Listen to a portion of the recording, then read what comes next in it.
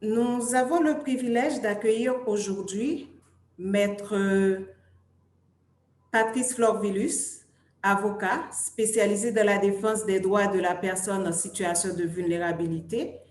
Il a fondé le cabinet d'avocates et d'avocats spécialisés en litige stratégique des droits humains en Haïti, dont il est actuellement le directeur. Maître Florvilus échangera avec Maître Pascal Paradis, cofondateur et directeur général d'ASFC, sur l'assassinat du bâtonnier Dorval, la crise sociopolitique en Haïti, ainsi que l'impact de la crise sur le système de justice.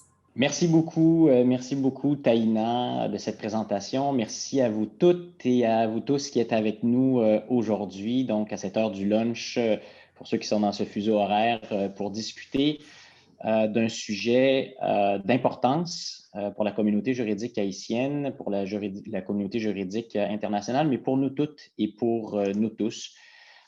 Comme on l'a mentionné, donc c'est un webinaire qui est dédié à la mémoire de Maître Montferrier Dorval, donc, qui était le bâtonnier de Port-au-Prince, ou si on veut, le président de l'Ordre des avocats de Port-au-Prince en Haïti. Maître Dorval a été assassiné devant chez lui par balle le 28 août 2020. C'était une figure de proue dans la communauté juridique haïtienne, non seulement par son titre de bâtonnier de Port-au-Prince, mais parce qu'il était porteur d'une volonté de changement, d'une volonté d'éthique et de déontologie. Donc, c'était une personne très engagée, c'était une personne de conviction. Son assassinat a créé une véritable commotion en Haïti et de par le monde, à telle enseigne que le Conseil de sécurité des Nations unies s'est saisi de la question le 5 octobre dernier dans ses débats, appelant l'État haïtien à s'assurer que la lumière serait faite sur cet assassinat, qu'il y aurait une véritable enquête pour déterminer donc qui sont les auteurs de ce crime. Tout ceci se passe dans un État déjà fragilisé par une crise socio-politique prolongée, donc qui perdure depuis longtemps en Haïti. Mais actuellement, on assiste notamment à une montée en puissance des groupes du crime organisé qui ont résulté même en des massacres dans des quartiers populaires d'Haïti. Et certaines organisations de la société civile ont même documenté l'utilisation d'équipements publics dans ces massacres, dans ces violations graves des droits humains et même la participation d'agents de l'État. Donc, dans un tel contexte, les défenseurs des droits humains, dont les avocates et les avocats défenseurs des droits humains, sont des personnes extrêmement importantes et ils et elles dénoncent le manque de progrès actuellement dans les enquêtes, dans la poursuite contre les auteurs donc, de ces crimes graves dont on parle aujourd'hui et de ces violations massives des droits humains en Haïti. Ils sont même eux-mêmes et elles-mêmes pris pour cible, ce qui a généré un climat de peur au sein de la communauté juridique haïtienne qui, encore une fois, a des répercussions un petit peu partout dans le monde. Alors, pour en parler aujourd'hui, comme l'indiquait ma collègue Taïna, nous avons vraiment le plaisir de recevoir Maître Patrice Florvilus, qui est un ami aussi. Ça fait très longtemps qu'on travaille ensemble. Bonjour, Patrice Florvilus, comment vas-tu? Bonjour, Maître Pascal Paradis. C'est un véritable plaisir pour moi de partager virtuel en cette occasion si spéciale, en pleine période de crise COVID-19, mais aussi dans un contexte post-assassinat de notre bâtonnier, Maître Montferrier Dorval. Oui, ben d'ailleurs, Patrice, bon, je voudrais commencer par signaler à tout le monde que sur notre site d'Internet, il y a des entrevues en particulier avec Patrice Florvilus où on présente de manière plus élaborée son parcours et son profil. J'aimerais commencer par te féliciter parce que tu as parlé de ton bâtonnier, Maître Montferrier Dorval, parce que tu es un avocat reçu en Haïti depuis plusieurs années. Mais je commence par te féliciter parce que je sais que demain, je pense qu'il y a une étape importante pour toi aussi. Tu seras admis au barreau du Québec et je voulais t'en féliciter. C'est demain, donc, ton assermentation c'est demain que tu seras reçu au barreau du Québec. Alors, félicitations. J'aimerais maintenant, sur ce, t'amener donc au sujet qui nous occupe aujourd'hui, celui donc de l'assassinat du bâtonnier Dorval. Toi, tu le connaissais personnellement, tu as travaillé avec lui. Je dois dire aussi que c'est mon cas, c'est le cas d'Avocats sans frontières. C'est un partenaire de très proche de notre organisation avec qui on travaillait même dans les derniers jours avant son décès tragique. Toi aussi, tu le connaissais. Est-ce que tu peux nous parler de lui et de tes impressions de la relation que vous aviez ensemble? Il faut revenir le 27 juin 2006. 27 juin 2006, quand le coordinateur de la faculté des sciences humaines, professeur Hansi Pierre, a été arrêté par une patrouille policière du commissariat de Port-au-Prince, communément appelé pompiers, et en compagnie de certains étudiants de la faculté des sciences humaines qui étaient dans une véritable lutte en faveur de l'autonomie et de la réforme de l'université. Et le soir même de l'arrestation de Maître Dorval, donc on s'est rencontrés, et de l'arrestation du professeur Hansi Pierre, on s'est rencontrés au commissariat. C'était là notre première activité conjointe en tant qu'avocat. Et par la suite, on allait se croiser dans les cours et tribunaux pour plaider la cause des étudiants parce qu'on est en période post-coup d'État contre Jean-Bertrand Aristide. Et on était aussi dans une période de transition avec un gouvernement transitoire et avec Gérald Latortue comme Premier ministre et Alexandre Boniface. Donc, il y avait un vaste mouvement de protestation, des mouvements des étudiants de l'université pour réclamer l'autonomie et la réforme de l'université. Maître Dorval, comme avocat du rectorat, moi, de mon côté, jeune avocat qui accompagnait les étudiants de l'Université d'État d'Haïti, on se croisait tout le temps dans les causes et tribunaux. Et des fois, j'avoue que Maître Dorval se trouvait dans certaines situations un peu difficiles parce qu'il doit assurer la défense du rectorat. Moi, je dois assurer la défense des étudiants et les étudiants, certaines fois, ont des revendications contre le rectorat et Maître Dorval. Et c'est toujours, et a toujours une posture d'homme de droit pour dire, même si je représente le rectorat, mais les étudiants, il faut respecter leurs droits. Donc, on n'était pas toujours d'accord dans une certaine mesure sur l'approche du rectorat par rapport au comportement des étudiants, mais on avait toujours un point commun, c'est l'autonomie de l'université, le respect des droits des étudiants de l'Université d'Haïti. Il faut dire que la dernière fois qu'on s'est parlé, c'est au mois de juillet. On a échangé ensemble sur un cas emblématique. Donc, Maître Dorval m'a appelé, j'étais au Canada à l'époque, au mois de juillet, en plein confinement. On a échangé sur un dossier emblématique sur la communication juridique. Quel rôle peut jouer la communication juridique? Est-ce que ça peut rendre service à la justice? Est-ce que ça peut aussi amener à donner autre impression des démarches de l'avocat? Donc, on a conclu pour dire à la fin, on est des confrères et des consoeurs. On s'est entendu que la démarche de notre bureau, de notre cabinet, était une démarche correcte parce qu'il était question d'une communication faite par le KLSDH sur un dossier emblématique. Et je dois rappeler que notre collègue Lobly Jean-Louis, qui nous écoute d'ailleurs maintenant, a eu sa dernière communication avec Maître Dorval le matin, le vendredi 28, avant son assassinat. Et ils devraient se rencontrer le lundi d'après, soit le 31 août. Une rencontre qui n'aura jamais lieu. Mais de toute façon, on rencontrera Maître Dorval à travers ses œuvres, à travers ses traces. Tu revenais dans le passé pour nous raconter cette anecdote qui témoigne, comme plusieurs autres, de la droiture de Maître Montferrier Dorval, que c'est un homme de principe qui se tenait pour des valeurs et des principes. Et une des collègues donc, de ton cabinet qui l'a rencontré la journée même avec des réunions lundi, parce qu'il était donc au travail et il travaillait notamment avec vous et avec nous sur des thèmes d'éthique et de déontologie. Et là, il est assassiné devant chez lui le 28 août. Peux-tu nous parler de votre réaction, vous, au cabinet, de la tienne face à cet assassinat? Il faut dire que c'était pour nous, comme pour beaucoup d'autres avocats, un coup dur dans la mesure où il n'y a pas beaucoup d'hommes de droit, il n'y a pas beaucoup d'avocats de la trempe de Maître Dorval, il n'y en a pas beaucoup. De toute façon, il faut dire qu'il y a vraiment toute la panique de notre côté au niveau du KLSDH. On était de part et d'autre, certainement. C'était la nuit, le lendemain, on s'est réveillé avec cette nouvelle. Donc, c'était pour nous vraiment une panique totale au niveau du KLSDH. Mais il faut dire que Et au moment de l'assassinat de Maître Dorval, il y a tout un contexte vraiment difficile dans lequel vit le pays, dans lequel vit Haïti. On continue à vivre ce contexte encore. Mais juste avant, permettez-moi, Maître Paradis, de signaler que et à l'époque de l'assassinat de Maître Dorval, il y a une violence, des cas de violence répétés dans les quartiers les plus pauvres d'Haïti. Des zones, dit-on, de non-droit, des zones contrôlées quasi totalement par des gangs armés, des filles et fils, des filles et femmes violées à longueur de journée, soit violées, soit tuées, soit assassinées, des familles qui fuient Bel-Air, La Saline, Village de Dieu. Et donc, c'est une situation, c'est un contexte généralisé vraiment et très compliqué.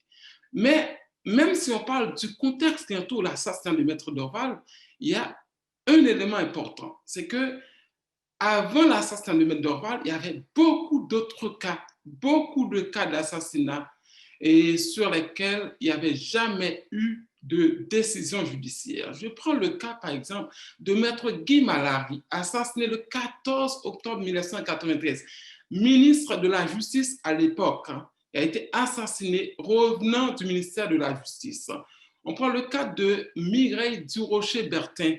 On prend le cas, c'est encore une autre avocate qui a été assassinée. On prend le cas de Maître Brielle Lagrandeuse. D'ailleurs, c'était mon condisciple, mon collègue de profession. Il revenait d'un voyage de la Guadeloupe en compagnie de Maître Madissin et il a été assassiné. Donc, aucune lumière n'a été faite sur l'assassinat de Maître Brielle Lagrandeuse. On parle aussi du couple d'Orsainville, deux couples. D'Orsainville, c'était le coordinateur du POHDH. Ce n'était pas un avocat, mais défenseur de droits humains. Il a été assassiné conjointement avec sa femme et jusqu'à présent, aucune lumière n'est faite sur cet acte odieux. Il y avait le 26 octobre une résolution du barreau de Port-au-Prince. Et donc, suite à l'agression subie par des avocats au palais de justice de Port-au-Prince, 4 avocats ont été indexés, dont un était directeur départemental de la police de l'Ouest. Et donc, pour dire que le contexte d'avant, le contexte au moment de l'assassinat de Maître Dorval était un contexte très, très difficile. Donc, il faut dire que à part Maître Dorval, il faut dire qu'il y a aussi un substitut commissaire du gouvernement qui a été assassiné. Un juge de paix a été assassiné. On dit que de janvier à juin 2019, il y a environ officiellement 150 cas d'assassinat en Haïti. Et ça implique des hommes de droit, avocats, juges, commissaires du gouvernement. C'est juste pour dire que la panique était devenue beaucoup plus grande. Quand c'est le symbole même de la profession, quand c'est le premier des avocats, quand c'est Maître Monfréguier Dorval qui le matin il t'a dit « je ne m'appartiens plus, j'appartiens au pays », c'est lui qui est assassiné. Il faut juste comprendre que la panique était vraiment dans nos camps. Donc, merci Patrice de nous placer cet événement-là dans son contexte plus large. Donc, d'abord, historiquement, de l'impunité face notamment à des crimes qui visent les acteurs de la justice. Et là, un contexte particulièrement violent de menaces d'agression au moment où on se parle, ou au moment où se produit l'assassinat. En fait, c'est presque unanime chez les observateurs à dire qu'il ne s'agit pas d'un assassinat de délinquance commune, c'est-à-dire qu'il était ciblé en raison de son rôle de bâtonnier de Port-au-Prince, et c'est un petit peu ce que tu nous dis implicitement. Pourrais-tu élaborer un petit peu là-dessus? L'idée n'est pas de... Évidemment, l'enquête est en cours, l'idée n'est pas ici d'établir des responsabilités, mais il y a différentes hypothèses qui ont été soulevées dans les médias, dans la communauté juridique sur le contexte particulier de cet assassinat. Est-ce que tu pourrais nous en parler un peu, Patrice? Il faut dire que la mise en contexte que j'ai faite, c'était pour cadrer un peu. Mais je prends l'engagement de dire aujourd'hui, ma conviction est faite que les crimes perpétrés contre Maître Dorval, contre notre corporation, ne sauraient être un crime de 5 groupes armés de criminels de rue, des gangs de rue. C'est un crime, ma conviction est faite là-dessus, c'est un crime d'État. Je prends mon courage de le dire aujourd'hui, c'est un crime d'État. Je vais juste dire pourquoi je pense que c'est un crime d'État. Donc, Maître Dorval, c'est le voisin de quartier du président. Pèlerin 5, donc c'est une zone qui est sous haute surveillance. Et en tant que voisin du président de la République, il est censé être dans une zone stérile. Premier élément. Deuxième élément, après l'assassinat de Maître Dorval, donc sa maison a été vandalisée et il devrait avoir des policiers. Il y en avait de toute façon qui avaient pour mandat de sécuriser la scène du crime. Et ces policiers ont été mis aux arrêts, ils ont été appréhendés, ils ont été arrêtés par le commissaire du gouvernement, sous les ordres du commissaire du gouvernement, Maître Duhamel. Donc, un autre groupe de policiers, communément appelé Fantôme 509, donc réclame la libération de ces 5 policiers. Et ces policiers ont été arrêtés, ont été libérés par la suite. Pas une simple libération, mais libérés suite à l'intervention directe et publique du Premier ministre de la République, qui a clairement dit que les policiers n'ont rien à voir. Il n'a pas entendu l'enquête judiciaire. Il a clairement dit les policiers n'ont rien à voir dans l'assassinat de Maître Dorval, il faut les libérer. Et de fait, ils ont été libérés. Il faut dire par la suite que, et certainement, on a entendu l'histoire du vandalisme du greffe du tribunal de première instance de Port-au-Prince. Certaines informations, nous laissent croire, hier je les ai eues, que les pièces à conviction qui concernent l'assassinat de Maître Dorval n'ont pas été au greffe. Mais cependant, on est très inquiet parce que c'est de manière répétitive que le greffe du tribunal de première instance est vandalisé. Et le vandalisme, il n'y a pas de bris. C'est que ceux qui vandalisent, ils ont les clés en main. Donc, il faut dire que nous sommes très inquiets. Et si on veut un peu revenir sur ce que je disais tout à l'heure, Maître Dorval, de la matinée, a eu une intervention et sa position a été connue de toutes et de tous. Il était clair sur sa position. Le pays n'est ni dirigé ni administré. Et il avait le pressentiment que ça allait venir, au point de dire que je ne m'appartiens plus. C'est comme ma vie, ça ne m'appartient plus, j'appartiens au pays. Ceci dit, Maître Dorval avait le pressentiment que quelque chose allait arriver. Et de fait, après cette intervention médiatique sur les ondes d'une station de radio de la capitale, il a été abattu, il a été assassiné. Et j'ai entendu le président cette semaine, c'est quand même un élément important pour nous autres. Le président qui eut à dire, 2 minutes après l'assassinat de Maître Dorval, il a eu quand même la photo, il a eu beaucoup d'informations. Il a donné l'heure précise où Maître Dorval a été assassiné. Donc, le président vraiment a de très bonnes informations à communiquer à la justice haïtienne. Donc, nous ne sommes pas là pour mener l'enquête, mais nous sommes intéressés à savoir quelles sont les différentes sources d'informations. Comment le président peut-il arriver à avoir ces informations en un si laps de temps, 2 minutes après l'assassinat de Maître Dorval? Donc, de jour en jour, on arrive à comprendre que moi, personnellement, qu'il faut aller au-delà de simples crimes de gangs de rue ou de crimes généralisés. Il faut aller plus loin que ça.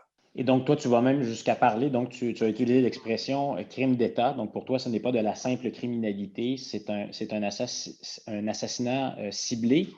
Tu nous expliques que le contexte du crime lui-même le démontre, mais tu nous parles aussi de l'enquête qui a suivi. Donc, actuellement, on ne peut pas dire que l'enquête semble bien se dérouler.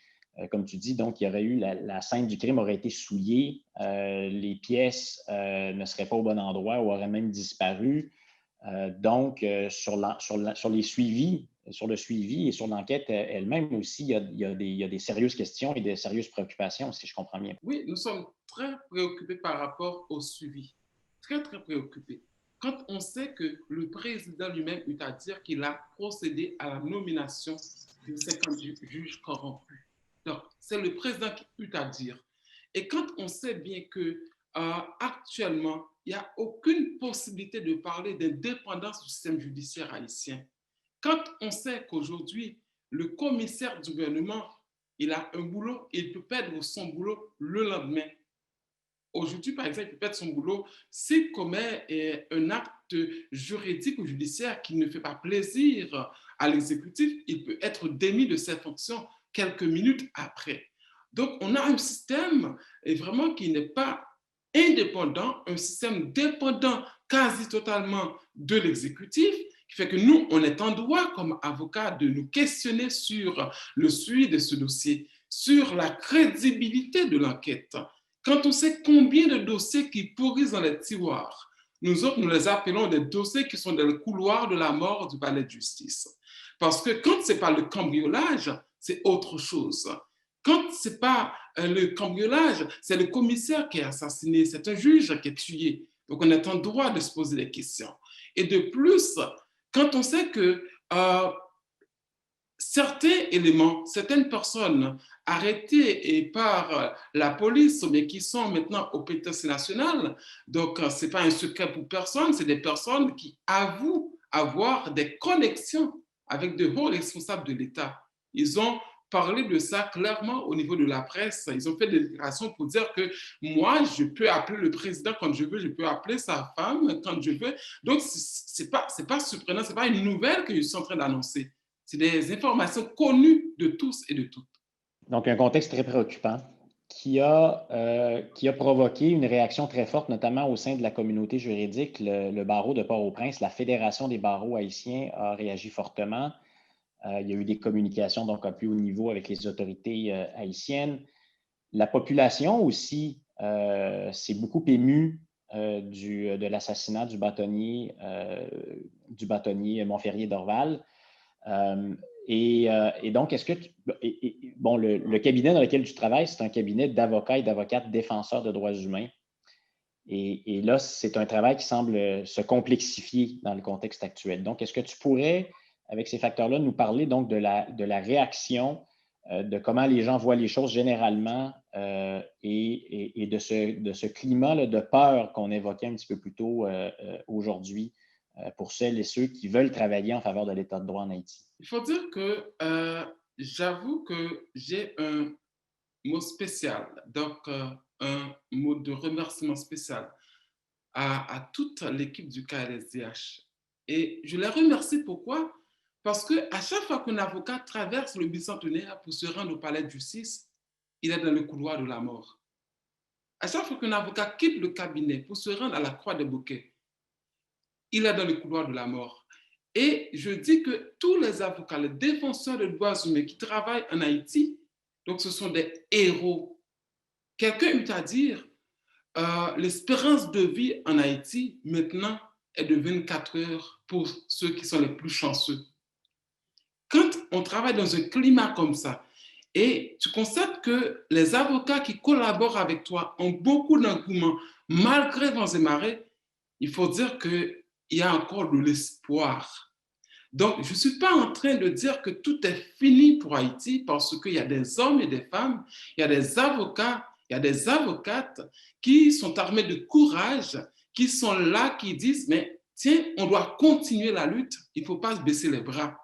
Aujourd'hui, on a aussi de la solidarité des barreaux à travers le monde, de beaucoup de barreaux, de beaucoup d'autres avocats qui exigent que justice soit rendue à notre corporation, à la famille de Maître Dorval, mais à notre corporation parce que Maître Dorval nous appartient. Donc, il faut dire que le climat n'est pas si favorable que ça. Les avocats, et on dirait que chacun pense qu'il n'y a pas de possibilité de compter sur les autorités judiciaires. Il faut envisager d'autres moyens de se protéger. Quand on est arrivé là, il faut dire que ça va mal. Un avocat ne devrait pas penser à son autodéfense. Il devrait compter sur la protection de la justice, sur la protection de l'État. Mais quand l'avocat commence à penser à l'autodéfense, ça c'est fort dans une société. Et quand c'est le barreau, quand c'est le bâtonnier qui n'est pas exempt d'assassinat, ça c'est très fort. Par conséquent, pour nous autres, il faut dire que le climat de travail des avocats n'est pas un climat propice. Mais cependant, il y a le courage, il y a la résilience. J'ai entendu le bâtonnier du Québec qui, dans son message, parle de la résilience des avocats.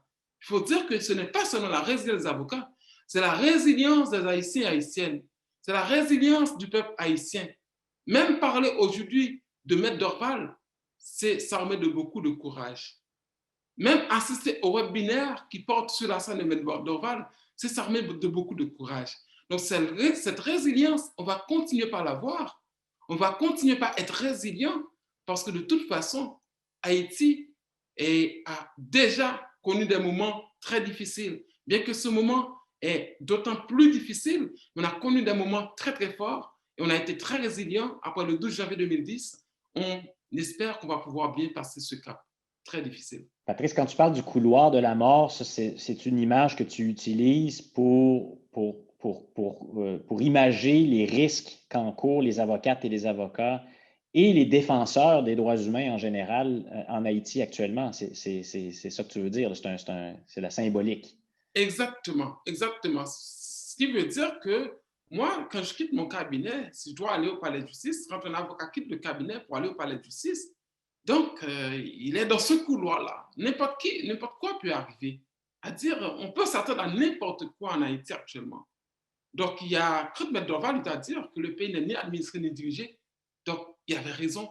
Il a encore raison aujourd'hui. On espère qu'il n'aura pas raison dans les jours à venir.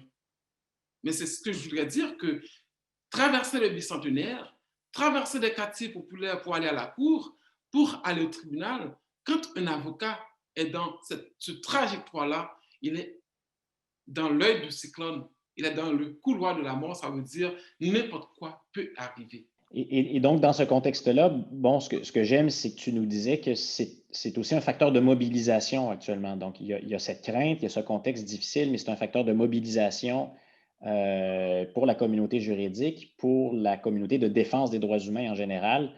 Et tu disais qu'il y a de l'espoir. Il y a du travail à faire, mais il y a de l'espoir. Quelles sont les stratégies, là, puis quels sont les objectifs à court et à moyen terme là, qui peuvent être utilisés pour contrer là, ces problèmes d'impunité, de criminalité et d'insécurité, c'est le cas de le dire, encore grandissantes en Haïti? Oui, comme tu l'as signalé, Pascal, il y a de l'espoir quand on regarde la mobilisation de la communauté juridique haïtienne, quand on regarde l'implication de la Fédération des barreaux d'Haïti. Il faut saluer le courage de la Fédération des barreaux d'Haïti.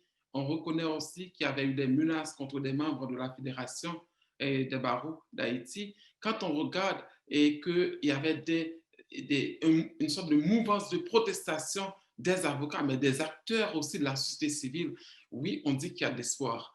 Il y a aussi l'espoir dans la mesure où les barreaux d'Haïti, les organisations de défense des droits humains, les barreaux d'autres pays amis d'Haïti, donc se mobilisent davantage de jour en jour.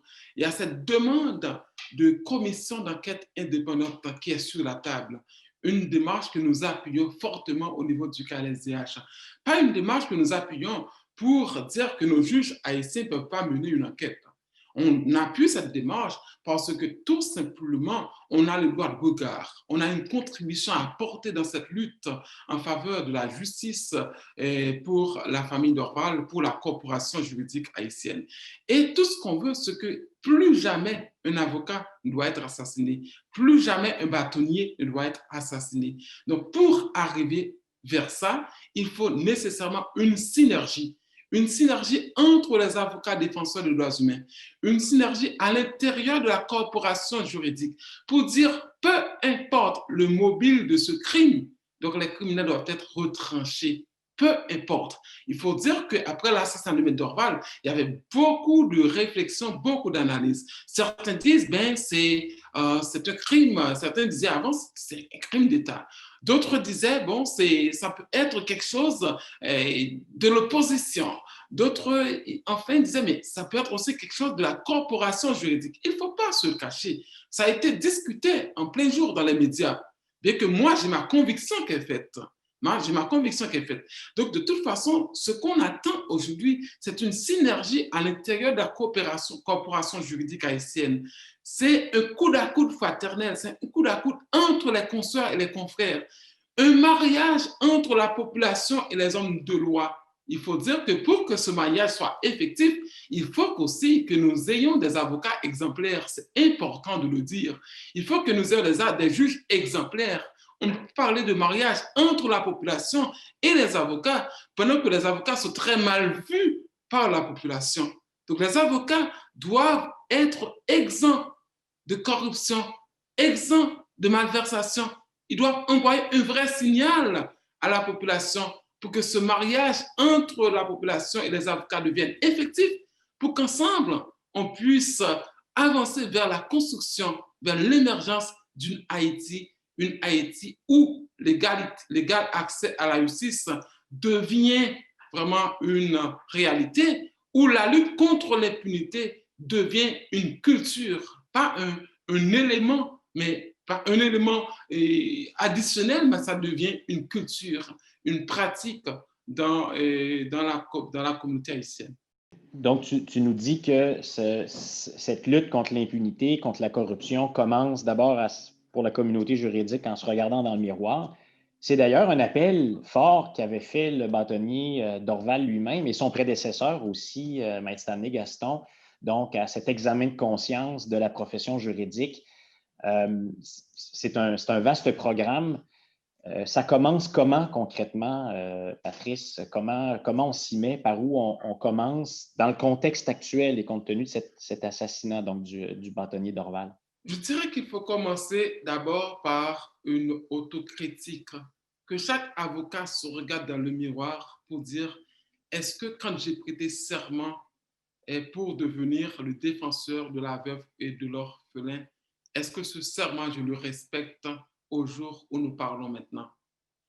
Et qu'est-ce que je fais pour empêcher que des personnes en situation de vulnérabilité croupissent au pénitencier national, bien dans des centres carcéraux, simplement parce qu'il n'y a pas de moyens, parce que ces gens-là n'ont pas d'argent, ils n'ont pas de moyens pour payer les services d'un avocat? Qu'est-ce qu'on peut faire ensemble pour que des juges rendent des décisions à la dimension d'une magistrature respectable et respectée? Qu'est-ce qu'on fait pour obliger que l'exécutif, dans son budget, mette beaucoup plus d'argent pour que la justice ne devienne pas vraiment une justice vendue au plus offrant? Parce que quand un juge est trop vulnérable, c'est tentatoire quand il y a des sommes faramineuses, quand il y a de l'argent qui est offert à ce juge. Il y a beaucoup à faire. C'est très, très important l'autocritique de la corporation juridique. C'est très important de regarder la manière de traiter avec nos clients et clientes. C'est très important de regarder la déontologie, le respect de cette déontologie. L'autocritique est très importante, Je me rappelle bien de ce discours de Maître Gaston, ce discours qui certainement a fait fâcher du monde, mais je pense que c'est important que les choses se disent aujourd'hui, que les gens comprennent que des avocats et des avocates qui sont de la corporation, ils sont des auxiliaires de la justice. Ils sont là pour appuyer les justiciables dans leur démarche pour avoir justice et certaines fois réparation s'ils ont été victimes de préjudice. Patrice, donc une des solutions aussi que tu as évoquées, c'est cette demande qui est sur la table actuellement, qu'il y ait une enquête internationale sur l'assassinat du bâtonnier Montferrier Dorval et peut-être même plus largement donc sur ce contexte d'impunité. L'idée est de rompre avec une tradition de ne pas faire la lumière, que la vérité ne soit pas dite, qu'elle ne soit pas faite sur des crimes aussi graves, pour montrer l'exemple, pour montrer qu'on peut avoir la justice. Ces enquêtes, ces mécanismes internationaux, on les a vus ailleurs dans le monde fonctionner avec beaucoup de succès.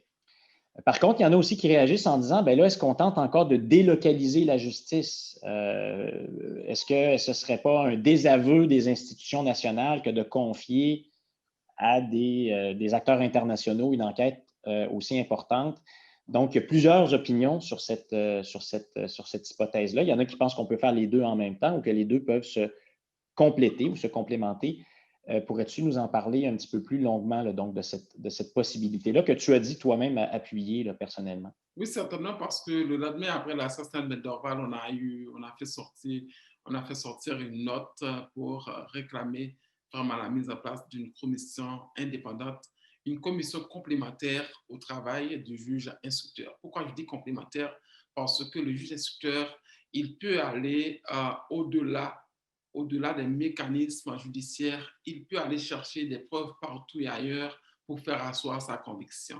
Donc, une commission ne viendra pas nuire au travail du juge. Ce serait un travail d'expert, un travail qui viendrait donc apporter un peu d'ingrédients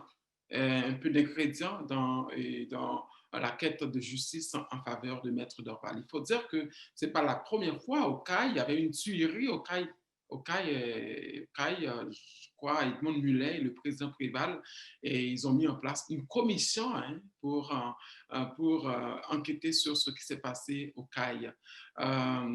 Il y avait aussi une commission au Gonaïves lors du massacre, après le massacre de Raboto. Donc, Justice CP a beaucoup travaillé. Il y avait même tout un document élaboré sur ce qui s'est passé à Raboto. Et le juge instructeur s'en était inspiré pour rendre sa décision de justice. Le juge instructeur ne sera pas lié totalement par le travail de cette commission, mais de toute façon, ce serait un outil important, un rapport d'experts. Et quand je parle de cette commission, je ne parle pas de cette commission composée à 100% d'experts internationaux. On a de bons experts aussi en Haïti. C'est-à-dire, il peut avoir une commission avec l'implication d'experts internationaux et d'experts nationaux aussi. Donc, juste pour dire que ce n'est pas une commission pour remplacer le travail du juge instructeur. Nous respectons beaucoup nos juges, malgré les critiques que nous venons de formuler. Donc, mais nous croyons, nous sommes sûrs et certains que le travail parallèle pour apporter de l'ingrédient, pour apporter un peu plus d'ingrédients dans cette quête de justice en faveur du Maître Dorval. En tout cas, ici, si je peux me permettre une petite partie éditoriale de ma part, on a vu fonctionner avec succès ces mécanismes-là dans d'autres pays, notamment en Amérique centrale. Mais évidemment, l'idée, il faut que le processus reste principalement haïtien, donc par des Haïtiennes et des Haïtiens pour des Haïtiens. Et c'est ce que tu nous invites à considérer aussi comme possibilité, donc de bénéficier d'une expertise internationale tout en renforçant les acteurs locaux. Donc ici, il y a une composante nationale, il y a une composante internationale. Patrice, bon, par exemple, Avocats sans frontières est une organisation présente depuis longtemps en Haïti, mais qui est une organisation internationale. Il y a eu un appel de la Fédération des barreaux et du barreau de Port-au-Prince à la communauté internationale. Quel genre de solidarité serait la plus appropriée dans un contexte comme celui-là, de la part des organisations internationales qui veulent avoir une contribution positive? Comment tu vois les choses, toi? Il faut dire que des organisations internationales ont beaucoup aidé, ont beaucoup travaillé et elles appuient pour la grande majorité. Je parle de celles que je connais et beaucoup plus, Avocats sans frontières et d'autres organisations. Et elles ont un rôle à jouer dans cette quête de justice en faveur de Maître Dorval, mais aussi elles ont un rôle à jouer en matière de plaidoyer pour que vraiment l'on comprenne la nécessité de mettre en place cette commission. Mais elles peuvent nous apporter leur expertise aussi. Il ne faut pas comprendre qu'une organisation internationale qui vient apporter son expertise vient prendre la place des Haïtiens. Mais de toute façon, moi, on ne prend jamais ma place. Je collabore avec vous, ça fait longtemps. Là. Vous ne prenez jamais ma place. Je reste haïtien, je reste debout comme avocat. Et puis, voilà, ça fait des fois, on n'est pas d'accord sur un point, on met ça sur la table, on discute. Et puis, voilà, ça avance. Et puis, des fois, on a peur de cette ouverture-là parce qu'il y a tellement de faiblesses aussi. Mais moi, je n'ai pas peur de l'ouverture parce que je sais qu'il y a cette possibilité de discuter, il y a cette possibilité de mettre là sur la table ce que je pense. Et mon point de vue peut être accepté ou ne pas accepté. Là. Et surtout dans le milieu juridique, on doit être ouvert au dialogue, on doit être ouvert aussi à la divergence et on doit être ouvert aussi à des idées contraires. Moi, je vois que les avocats et les organisations internationales ont un rôle important à jouer. C'est un rôle important. D'ailleurs, il y a aussi la coopération internationale. Il y a des pays amis d'Haïti qui investissent de l'argent en Haïti. Mais il faut arriver à un moment de la durée pour dire, ben non, on envoie de l'argent en Haïti, on apporte notre contribution à Haïti, mais aussi, il faut voir comment les choses bougent. Là. Il faut voir que ça bouge. On ne recule pas, on doit avancer. Et moi, je pense que c'est dans cette idée-là, je pense que l'appui des organisations internationales sera bienvenu, selon moi. Et puis, ce n'est pas la première fois, on ne va pas inventer la roue, ça se passe déjà. Et d'ailleurs, quand l'État haïtien veut, il fait appel à des fois, quand il veut on doit trancher certaines choses. Et quand des acteurs de la société civile, les acteurs politiques ne peuvent pas trancher dans les couloirs, ils rencontrent des organisations internationales, ils rencontrent des ambassades. Mais pourquoi pas dans ce dossier qu'il y a une collaboration franche et sincère? Moi, je parle de tout cœur, je ne vois pas pourquoi on a peur d'avoir une commission d'enquête indépendante. Merci Patrice pour ces commentaires. Puis c'est un appel très engageant à la solidarité, à la coopération et à l'ouverture. Merci beaucoup Taïna Noster aussi de ta participation aujourd'hui, ma collègue. Merci beaucoup à toute l'équipe d'organisation d'Avocats sans frontières et du cabinet d'avocats de litige stratégique de droits humains, très apprécié. Je vous invite à être à l'affût de la prochaine annonce d'Avocats sans frontières pour le prochain webinaire. D'ici là, donc, merci beaucoup à vous toutes et à vous tous de vous intéresser à ces questions. Nous serons bientôt avec vous, donc, avec un autre sujet. Je réitère l'invitation de ma collègue Taïna Noster à compléter le sondage. Ça nous aide à nous améliorer pour la suite des choses. Merci beaucoup aussi à tous nos partenaires pour cette série de séminaires et pour nos activités en Haïti qui sont notamment soutenues par le Canada. Alors, merci beaucoup à toutes et à tous et à très bientôt. Au revoir.